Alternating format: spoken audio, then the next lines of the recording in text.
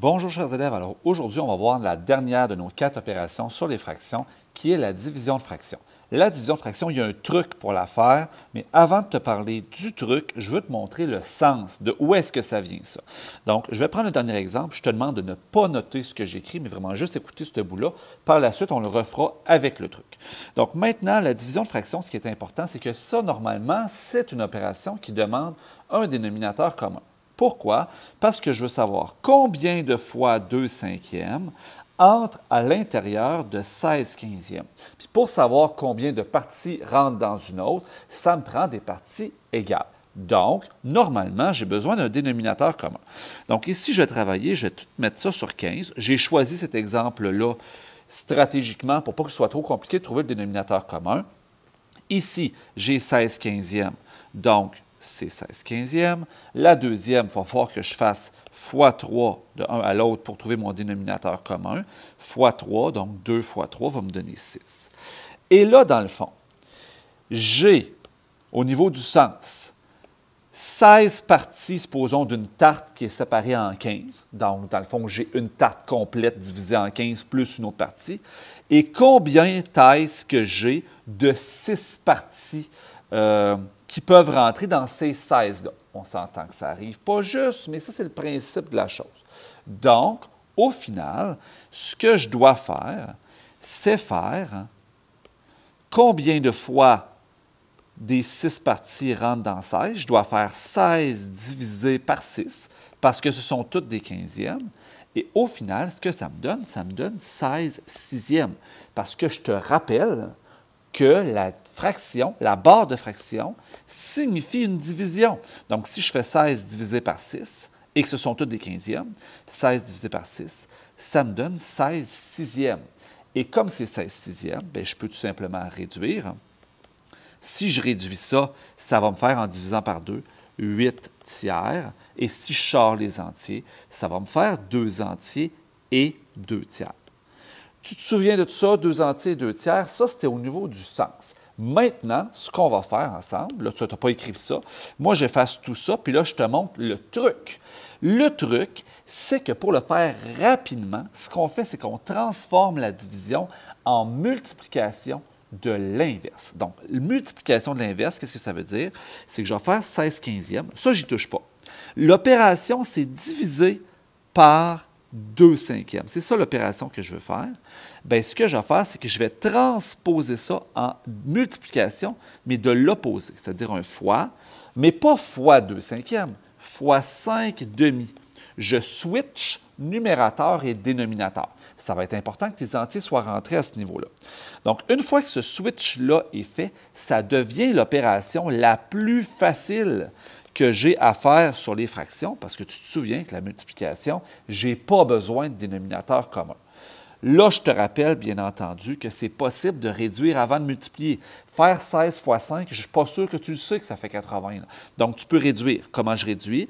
Bien, un numérateur avec un dénominateur, peu importe dans quelle fraction. Ici, ça se divise par 5, ça fait 1 et 3.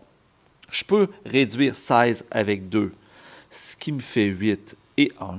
Et là, tu vois qu'en faisant ma multiplication, 8 fois 1 me donne 8, 3 fois 1 donne 3, c'est 8 tiers, et ça, c'est 2 entiers et 1 tiers. On va faire les autres exemples avec cette méthode-là. Donc, on pourrait le faire par dénominateur commun, sauf que ça se fait plus facilement en inversant les fractions. Donc, ici, je vais inverser cette fraction-là pour transformer ça en multiplication. Ça va être 3 demi fois 4 tiers. Donc, 3 demi fois 4 tiers. Je te suggère de réduire 3 avec 3 pour 1, 2 avec 4 pour 1 et pour 2. Fait que finalement, ça, si je multiplie 1 fois 2, 2, 1 fois 1, 1, c'est 2 unièmes, ça fait 2 entiers, tout simplement. Exemple du bas ici, avant d'aller dans les entiers fractionnaires. Là, tu vois ici, si je regarde ça sans faire le truc, sans le faire, j'ai déjà toutes des tiers. Hein? Donc, ça va faire 8 divisé par 1. Fait que ça fait 8 unièmes. Ça fait 8.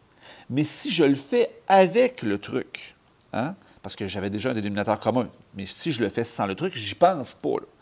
Ça va faire 8 tiers fois l'inversion de l'autre fraction, 3 unièmes.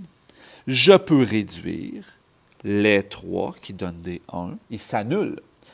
Et ça va me donner 8 unièmes, ce qui donne 8. Donc, les deux méthodes se valent. Mais là, ici, je te suggère de juste noter ça ici parce que j'ai un dénominateur commun. Avec les entiers, c'est assez simple. Je rentre les entiers à l'intérieur. Bien, là, ici, je n'ai pas d'entier. J'ai une belle petite fraction. J'ai une division. Là, fais attention. Tu ne peux pas réduire tant que tu n'as pas effectué comme l'opération inverse. Donc, c'est 19 quinzièmes fois 4 cinquièmes. Et là, ce qui est plate dans cet exemple-là, qui ne serait pas un exemple que je te donnerai en évaluation, c'est que je ne peux pas réduire. Il n'y a rien qui se réduit là-dedans.